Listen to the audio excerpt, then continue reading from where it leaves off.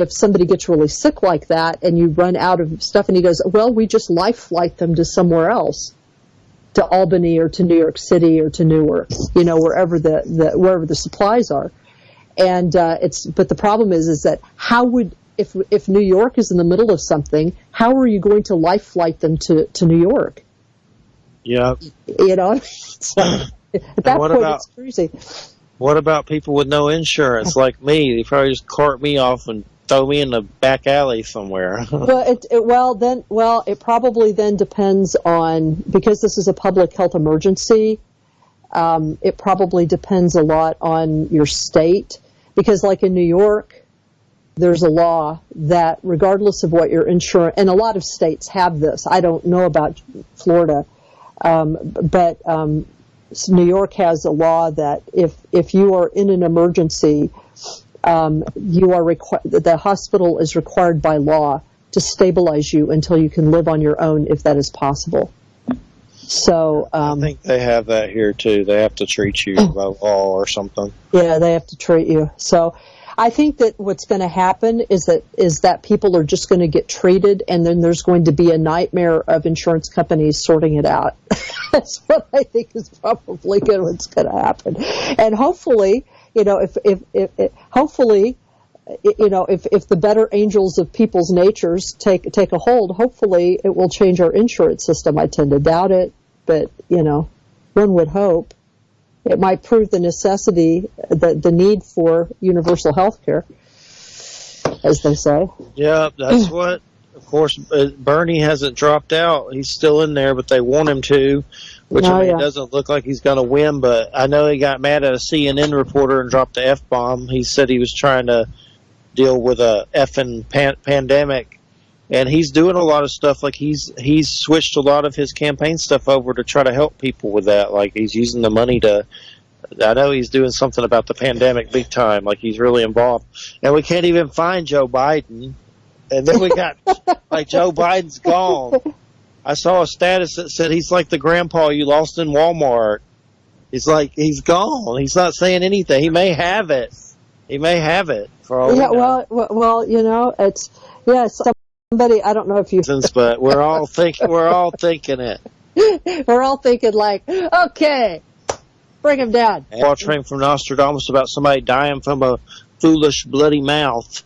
But I was posting Johnny Cash and Marilyn Manson, God's going to cut you down, and leaving a subliminal message to Trump. I said Trump will gooch, so the Secret Service wouldn't come get me. But on Facebook. But anyway, God's going to cut you down.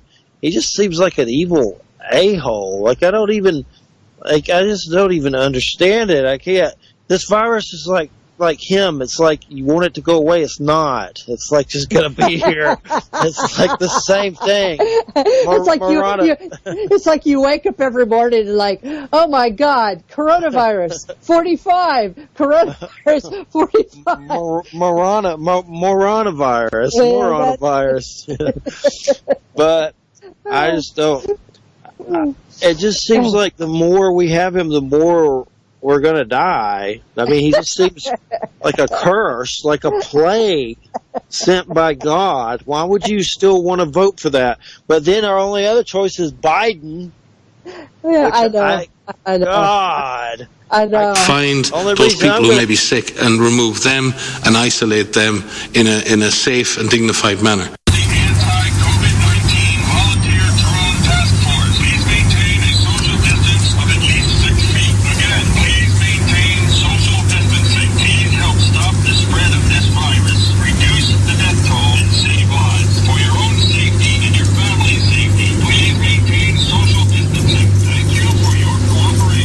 Remember to wash your hands often, stay home if you are sick, and practice good social separation of at least 6 feet when possible. Loitering inside or outside of the store is strictly prohibited. Thank you for choosing Walmart. If you've observed recurring violations of the Safer at Home order, please continue to let us know at coronavirus.lacity.org/business-violation. You know the old expression about snitches? Well, in this case, snitches get rewards. We want to thank you for turning folks in and making sure we are all safe. Recently, the county's public health officer issued an order expanding on the stay-at-home order given by Governor Newsom. Among other things, this new order prohibits public and private gatherings of any size and requires all persons to wear coverings over their faces. This is a valid order and enforceable by fine, imprisonment, or both.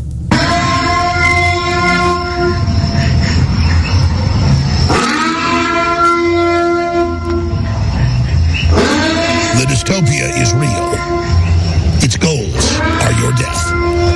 This is the New World Order. This is everything InfoWars ever said, vindicated in royal flush. Spade on top of spade. The ace of spades. The ace of spades. The only god I need is the ace of spades. Death.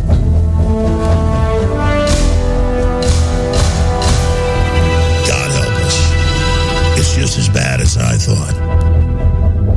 But to foresee something, see all the preparation.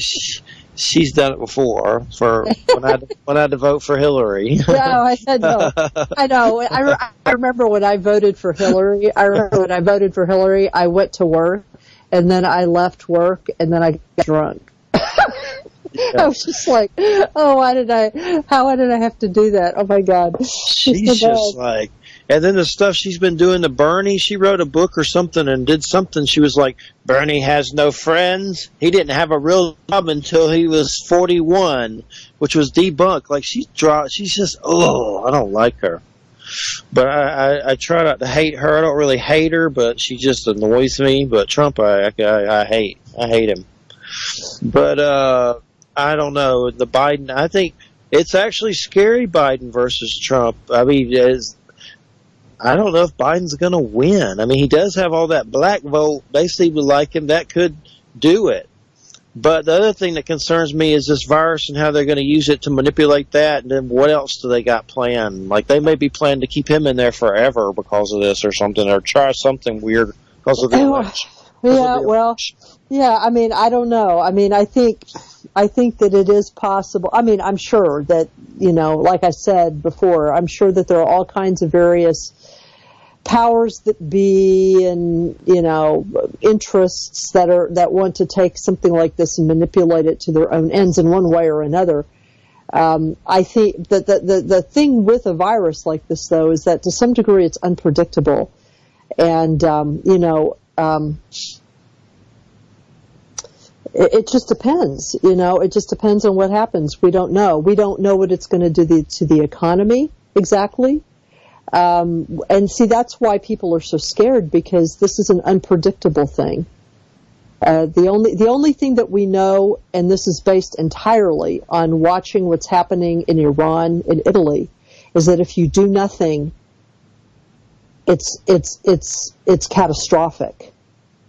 And so you have to do something. But, in terms of what that will do to our economy and to, a whole range of other things, I mean, I very well may lose my main job, actually, in the next week or two myself. I mean, we were all given pay cuts this week and told that, we could be laid off or furloughed any time now. So, fortunately, I have saved up a bunch of money, and I have another small gig on the side, other financial things to come in. But it's like, we have no idea what's going to happen. We just have no idea what's going to happen. So, or how long it's going to last, I think.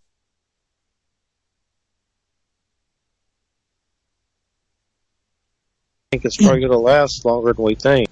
Oh, I think so too. I mean, it's funny. I think that there are different projections on how long it's going to last. I mean, people who are professional studiers of this say that it's going to happen. It's going to be an 18-month to 2-year thing, but it's not going to be all at once. It's going to be like in waves, like there'll be the initial wave, which we're just entering into now in the United States. There'll be the initial wave, and that wave will wash over us, and then it'll start emerging in other places, like maybe in Australia or in like it just started in Malaysia just over the last couple of days, just exploded in Malaysia.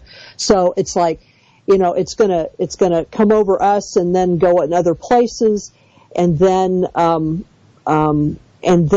as people sort of recover from that, there'll be smaller additional waves, because it's assumed by people who study pandemics that as each, after the first wave, as people recover, there'll be more people that'll probably be resistant or immune to it.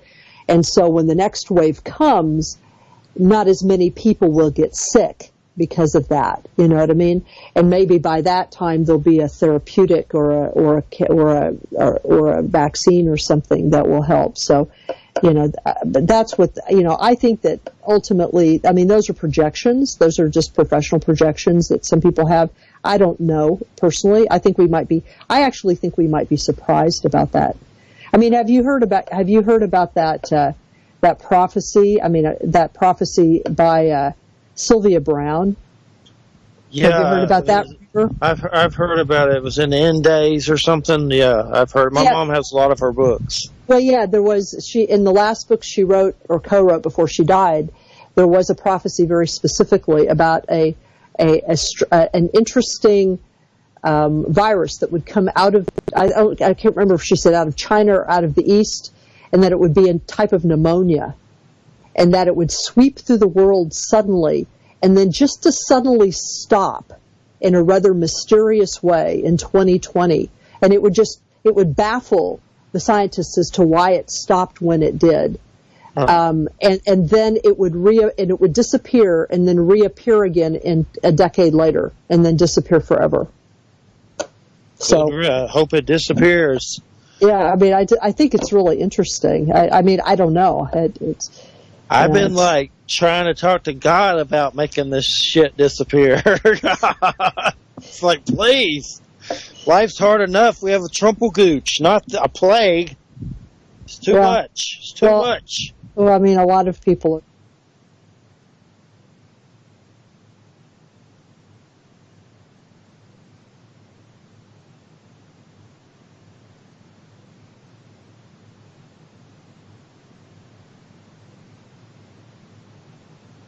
The wall, that it pushed the bed apart into a kind of a V formation, and I fell with my blankets and everything, the quilts wrapped around me, fell down onto the floor, so my legs were up on the bed, so to speak, and my head bounced off the floor, and I was wrapped up in the quilt and stuff on the floor, on the V of the bed where I pushed it apart. He couldn't get to me at that point, so he did the worst thing any child could ever imagine. He lifted up the cover and stuck his big bulbous head underneath the bed as he lifted up the cover, and stuck his big head next to me, and with his large black eyes, gave me the suggestion mentally that you won't remember, and then he changed his visage to me of that of a clown. And some people say, well, he shapeshifted. I said, no, he didn't shapeshift. I know what you're talking about. I'm Native American, Scottish, Irish. I get that. I know what that's about. He didn't do that. He changed my perception of him into that of a clown. He wanted me to remember him as a clown, and that I had a terrible, terrible dream. But the fact is, even at age 4, I figured out that I didn't have to accept that, and I didn't. I kept shaking my head back and forth as fast as I could, no, and I wouldn't accept the suggestion. And after that was over, I was back in bed. He had put me back in bed and left, but I remembered him for what he was. Very much so. But looking back on it, how do you feel about that experience now? Because obviously it shaped who you are and what you've accomplished up until this date. Well, it did that, and I had about 10 events between age 4 and age 17, and those events, during those 10 events, during that period of time for 13 years, did color my experience and did leave me with impressions, of course, which were Some of the events were very horrific, and not all people have horrific events. Others have benign events, or less than benign, or some far worse. But mine went from a minor event like that to beyond horrific events by the time I was 17. So that affected me pretty badly. But I put a lot of it out of my mind. When I was 17, the events seemed to be over, and nothing else happened. So I thought, wow, this is wonderful. Until one night, we were living out in outside of New Caney, Texas, near the Cash Landrum case, where that occurred on Meyer Road, out on a highway called 1486.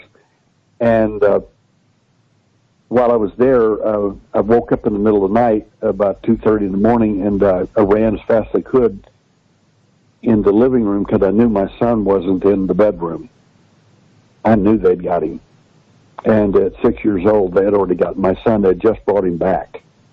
And I saw him in the living room, and he was in a deep trance still, looking out the back window. And I kept asking what he was looking at, and he said the little red light. And anyway, I knew at that point that they got him. Of course, then my wife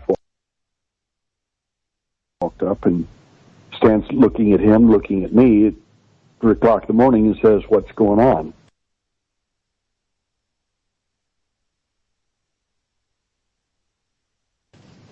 I had never told her I was an abductee. Now I had to tell her the whole story, that it may be, you know. Oh, my goodness. Oh, my goodness. And, you know, that is the fear of every parent, isn't it? That when these situations happen, that you cannot control or protect your own child from these instances from happening. I mean, as a parent, what was going through your mind?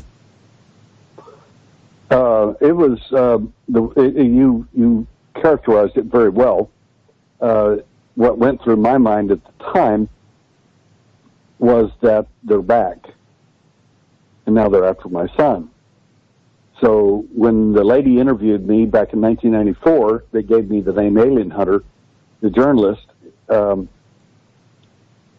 said, I hunt them that hunted me and later hunted my son. And now I hunt them. I used to be the prey, and now I'm the predator.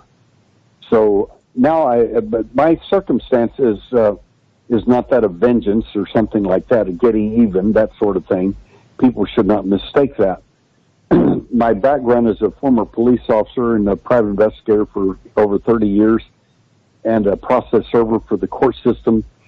My interest is in, a lot of it is in physical evidence.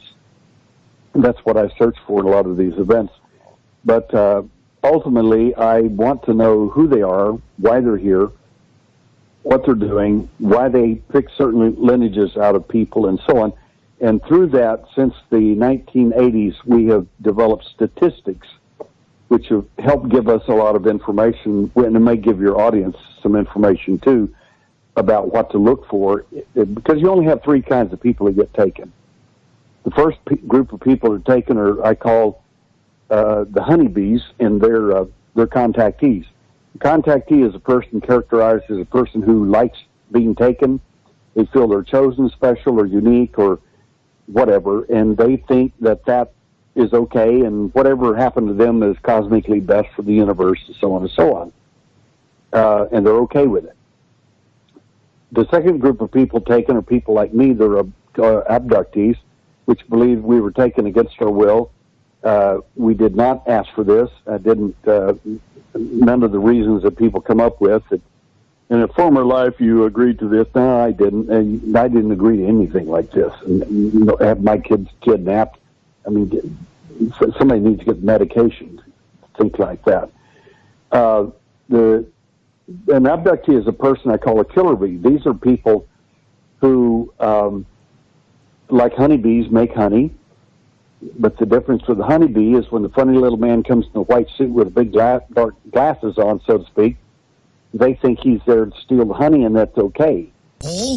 There's a worm in there eating it. I go, I don't see a worm. My dad took a knife out, sliced it in half, and that was that worm. Boy, I thought he was cool. Because, you're 3 years old. You don't see the worm. You don't believe an apple has a worm in it. Well, folks, this is invisible radiation, but it's killing us. And when Woody Harrelson came out and spoke out against it, they said, oh, crazy Woody Harrelson. He says it's making the virus. No, he put out a study that he tweeted a study. But notice they never showed you what he actually said. They just misrepresented what Woody Harrelson said. They misrepresented what I said. They misrepresented what David Icke said. As for David, there are major scientific theories that most viruses are produced by mammals or animals, and that they are a way to sloughing off toxins, and the mitochondria gets rid of it by producing it. And that so you find disease or poison, folks, and then you find high levels of viruses. Well, evidence is overwhelming. It's the other way around. When you're run down, then viruses are able to attack you. And yes, humans do shuffle off and slough off viruses, but anybody knows can tell you, you have sex with somebody with herpes, you get the herpes virus. It goes into your skin, it starts replicating, you get lesions. So, but it's okay that David's wrong in part about one theory he's putting out. There are a lot of medical doctors that would disagree. Maybe you say I'm wrong. He's doing it in good faith. And they're lying about 5G causing cancer. So why are you censoring him? Even if he was lying, let us judge. Full videos at banned.video. I've got news so big that I don't even know how to get to it. It's official. We talked about it a few weeks ago. David Knight broke it. That was just a month ago. It's official. They've announced the Mark of the Beast, world government, implantable chips starting next year. Yeah, and they're just announcing it like it's no big deal. We'll tell you about it when we come back. Stay with us. We can all agree.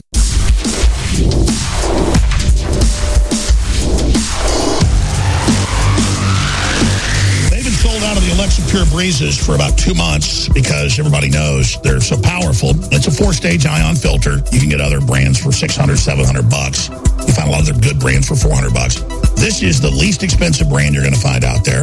When they first came out 5-6 years ago, they were $350 a piece. Discounted $250. Now they're discounted right now down to $200, 30% off. So you want to take advantage of this. We've just received a limited emergency supply of the Alexa Pure Breeze air filters. Get yours today. Get 30% off at InfoWarsStore.com. 4-stage ion filter has a first level filter. You just take and wash off, put back in every few weeks or every few months, whenever you think it's best. It's the last chance to get your Alexa Pure Breeze air filtration system before they completely sell out. The Breeze uses a 4-stage purification process that eliminates up to 99.97 of airborne contaminants like mold, allergens, bacteria, and even cold and flu viruses. Units like this can cost as much as $800, but we're bringing it to you for $195. Alexa Pure Breeze is a necessity for any clean home. Get yours today at InfoWarsStore.com and save 30% while supplies last. That's InfoWarsStore.com. And with all the particulates and all the crap, forget this virus. And yeah, it's serious. It's just good to do this, period. And I've got them all over the office, all over the place, and at my house. 2 of them will do a small house. 1 of them will do a cabin. This office has probably got 15 of them in it. I mean, this room's got 1. All the major rooms have 1. And we just got to remember every month to clean the first level filter off because you look at it and you're like, wow. Also have the ducts cleaned out every year. It's an important thing to do. And I would get Squirrable Food, which we're able to let you order again after the 2-week pause. Not for the virus, but for the craziness of what's happening in the world today. You see how dependent we are on every day going to the store. So get prepared. Prepping is now super fashionable. Well, you've got the best prepping supplies at InfoWarsStore.com.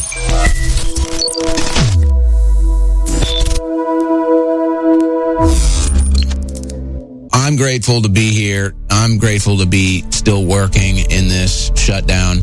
And that's the thing. I'm always grateful because you support us at InfoWarsStore.com. This whole quarantine has made me realize personally, too, just how important supplements are.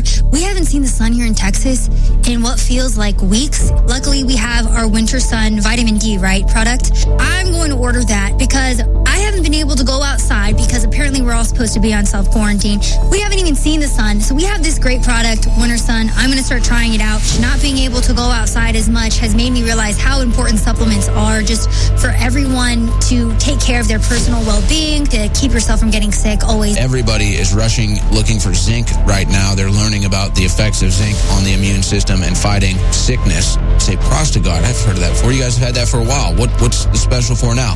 It's got more than 100% of of your daily value in zinc. 10% off Prostagard. Prostagard is one of the supplements at InfoWarsStore.com that is just loaded up